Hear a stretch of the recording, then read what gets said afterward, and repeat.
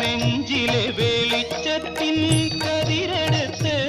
അതിൽ നിൻ പ്രസാദം ചാലിച്ച് നെറ്റിയിലിട്ട് വെളുത്ത ഭസ്മത്തിനാൽ അഭിഷേകം ശുദ്ധ കളവ